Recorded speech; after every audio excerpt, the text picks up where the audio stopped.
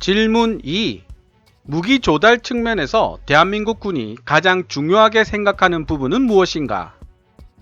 현재 대한민국 군이 생각하고 있는 전력 강화 계획은 주로 공군력을 끌어올리는 데 초점이 맞춰져 있다. 대한민국 공군력을 대폭 업그레이드 시켜줄 F-35 스텔스 전투기와 공중급유기가 이제 막 실전 배치되기 시작했다. 특히 이러한 스텔스 전투기 및 공중급유기 이외에도 대한민국 군이 미군으로부터 전시작전권을 넘겨받은 이후 전구작전, Theater Operation을 주도할 수 있기 위해서는 지금보다 훨씬 더 많은 수의 정보, 감시 및 정찰자산 ISR이 필요하며 이는 동시에 전시작전권 환수의 핵심적 요소이기도 하다. 예를 들어 우리는 이 지역에서 보다 효과적인 정보감시 및 정찰작전 운영을 위해 이미 갖추고 있는 4대의 E-737 조기경보 통제기 이외에도 2대의 공중조기 경보 통제기가 더 필요하다. 전구작전이란 전투, 전술, 전략 단위로 이루어진 군의 작전 개념 중 전략 단위의 작전 개념을 뜻합니다. 전술 단위 작전이라면 일정 규모의 병력 및 연합병과가 포함된 작전 개념이지만 전략 단위 작전이라면 6회 공군을 연합하여 펼치는 작전 개념이 됩니다. 대한민국 군은 또한 지상에서 움직이는 목표물을 감시하고 탐지하는 합동 감시 및 표적 공격 레이더 시스템을 도입할 계획이며 공군은 전자전을 수행할 수 있는 항공기 조달 요건도 설정했다.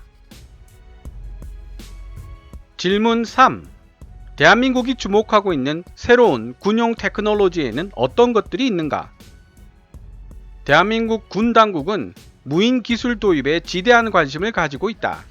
대한민국 육군의 경우 적의 핵심 지역으로 정찰 임무를 수행할 수 있을 뿐만 아니라 적을 향한 집단 공격에도 사용될 수 있는 무기화된 드론 부대를 발족시켰다. 대한민국 군은 이른바 킬체인 선제 타격 시스템을 강화하기 위한 방편으로 적지에 깊숙이 침투한 뒤 정밀 타격의 필수적인 정보를 미리 수집하여 타격 시간대를 단축시킬 수 있는 스텔스 기능을 탑재한 무인기를 조달하는 방안을 검토 중이다. KKMD 163화 일본을 제치고 중국과 아시아 1, 2위를 다투고 있는 대한민국의 무인기 기술 수준 편에서 소개했던 대한항공의 쿠스 FC 무인기가 바로 여기서 언급하는 스텔스 무인기로 생각됩니다. 현재 미국이 운용 중인 RQ-170 칸다르의 괴수 센티넬이 바로 이러한 무인 스텔스 정찰기에 해당하지만 극비 취급을 받는 센티넬을 미국이 해외에 판매할 리가 없죠. 전익기 구조로 설계되어 꼬리 날개가 없는 쿠스 FC는 미국의 무인기 X-47B와 유사한 성능이 될 것으로 예상되고 있는데요. 길이 10m에 날개 너비는 16m이며 최대 6시간 동안 채공할 수 있는 것으로 알려져 있습니다. 최대 속도는 마하 1에 근접하는 아음속이 될 것으로 추측되고 있습니다. 상세한 정보는 링크를 올려드릴 테니 참고하시기 바랍니다. 질문 4. 대한민국의 무기 개발 계획에 있어 큰 걸림돌이라고 생각되는 것들은 무엇인가? KF-X 한국형 전투기 개발 프로그램이 순조롭게 진행되고 있다는 사실에서도 알 수 있듯이 대한민국은 세계에서도 수준급으로 손꼽히는 전투기 플랫폼 제조 능력을 보유하고 있는 국가이다. 하지만 문제는 우리가 자체적으로 개발한 공중 발사 무기를 가지고 있지 못하다는 점이다. 다행히도 타우러스급 장거리 공대지 미사일을 국내에서 개발하는 사업이 이제 막 시작됐다. 그러나 공대지, 공대공, 공대함 미사일 등 항공기에서 발사되는 미사일의 개발 작업은 최첨단 테크놀로지를 필요로 한다. 첨단 무기 통합 기술과 레이더에 맞춘 무기 인터페이스가 필요하기 때문에 그만큼 어려운 일이 될 것으로 보인다. 지금까지 2019년 6월 2일 defensenews.com에 게재된 기사 내용을 번역해 보았습니다.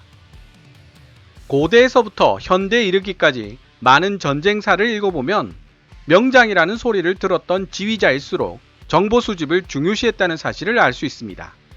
적에 대한 정보, 아군에 대한 정보, 그리고 지역 및 기상에 대한 정보가 정확할수록 승전할 수 있는 확률이 높아진다는 사실은 소리보다 몇 배나 빠른 미사일이 날아다니고 엄청난 살상력을 지닌 파괴 무기들이 판을 치고 있는 현대에 들어선 이후에도 전혀 변하지 않았습니다. 하지만 대한민국이 지금까지 미국에게 크게 의존하고 있었던 부분 중에 하나가 바로 이러한 정확한 전황을 파악하기 위해 필수 불가결했던 정보 감시 및 정찰 분야였습니다. 따라서 미국으로부터 전시작전권을 회수하기 위해서는 이러한 정보 감시 및 정찰 분야의 독자적인 능력을 갖추는 것이 성결 필수 조건이었다고 볼 수 있습니다. 그런 배경을 가지고 시작된 사업이 바로 425 프로젝트와 글로벌 호크 도입 사업이라고 볼 수 있습니다. 글로벌 호크는 20km에 가까운 높이에서 최대 36시간까지 채공하며 원거리 정찰이 가능합니다. 정찰 위성급인 30cm 해상도의 영상 촬영이 가능하기 때문에 대기권을 날아다니는 인공위성이라는 별명도 있죠. 글로벌 호크는 4대가 한 팀을 이루어 운용하기 때문에 연속적인 정찰 감시가 가능하고 정찰 위성에 비해 가성비가 좋다는 장점이 있습니다. 하지만 글로벌 호크의 장점만 있는 것은 아닌데요. 글로벌 호크는 스텔스 기능도 없고 속도도 느리기 때문에 실제 전쟁 상황이 시작되거나 적의 대공 방어망이 있는 곳에서는 활용하기가 어렵다는 단점이 있습니다. 425 프로젝트로 도입하게 될 대한민국의 정찰 위성들은 합성 개구 레이더, SAR 정찰 위성 4기와 전자 광학 감시 정찰 EOIR 위성 1기로 총 5기로 구성될 예정입니다. 합성 개구 레이더 정찰 위성의 해상도는 글로벌 호크와 동일한 30cm 수준으로 알려져 있습니다. 하지만 우주 공간으로 발사해야 하기 때문에 엄청난 비용이 들어가며 수명 주기도 그리 길지 않습니다.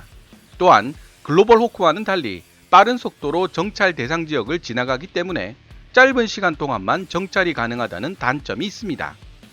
반면에 고도 700km의 우주 공간에서 빠르게 지나가며 정찰을 하기 때문에 글로벌 호크보다 적의 대공 방어망에서 상대적으로 안전하며 실제 전쟁이 개전되더라도 정찰 임무를 계속할 수 있다는 장점이 있죠.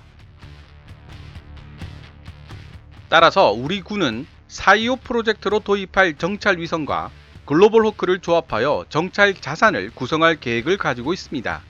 여기에 이 737 조기 경보 통제기 및 세계 최고급의 해상 초계기 포세이돈까지 그 힘을 보태게 됩니다. 물론 이 737과 포세이돈은 실제 필요한 수보다 한참 모자란 보유 수량을 가지고 있다는 문제점이 있기는 하지만요. 2022년으로 예정된 425 프로젝트가 완성되면 글로벌 호크와 함께 사실상 북한을 24시간 내내 감시 정찰할 수 있는 능력을 갖추게 됩니다. 지금까지 미국에게 받아오기만 했던 고해상도 정찰 사진 등을 오히려 미국에게 제공할 수 있게 될지도 모릅니다. 북한을 위협으로 생각하고 있는 일본도 북한 전역에 대한 상세한 정찰 정보가 필요하게 될 텐데 과연 우리나라에게 아쉬운 소리를 할지 안 할지도 흥미롭게 지켜봐야 할 부분이 될 것 같습니다. 북한과의 만일의 사태는 정말 일어나지 말아야 할 최후의 최후까지 미루고 싶은 악몽이지만 만에 하나 일단 발생을 한다면 어떻게든 최대한 빠른 시간 내에 끝내는 것이 최선의 결과를 가져올 것입니다. 이런 점에서도 정보 감시 및 정찰 자산은 미사일 타격 능력과 함께 반드시 필요한 자산입니다. KKMD를 통해 여러 번 강조해드렸지만 미사일의 발전과 함께 대한민국의 전투교리 자체도 변화해 왔습니다. 서울을 겨냥하고 있는 북한의 수많은 장사정포와 기갑부대들은 개전 이후 시간을 끌면 끌수록 많은 피해를 유발할 수밖에 없기 때문에 우리에게 늘 골칫거리였습니다. 하지만 사정거리가 최대 800km로 북한 전역을 타격할 수 있고 오차 범위가 불과 몇 미터에 불과한 현무2 미사일이 개발되면서 상황은 완전히 급변하게 되었습니다. 정찰 자료만 정확하다면 최단 시간 내에 북한의 중요 전략 목표들을 초토화시킬 수 있는 능력을 확보하게 된 것입니다. KKMD를 진행하면서 얻게 된 지식들 중에 하나가 바로 대한민국의 고슴도치 전력은 곧 미사일 전력에서 나온다는 사실이었습니다.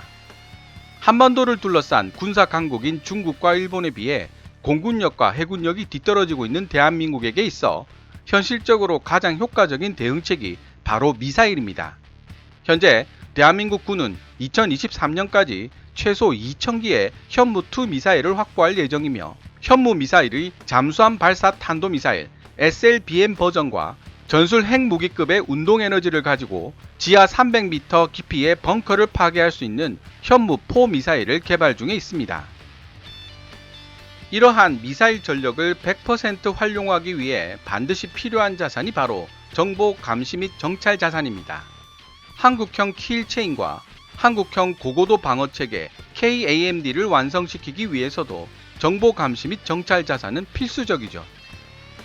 대한민국의 글로벌 호크와 정찰 위성들이 제 기능을 발휘하게 되는 순간부터 대한민국 군의 전력은 몇 배의 시너지 효과를 누리게 될 것입니다.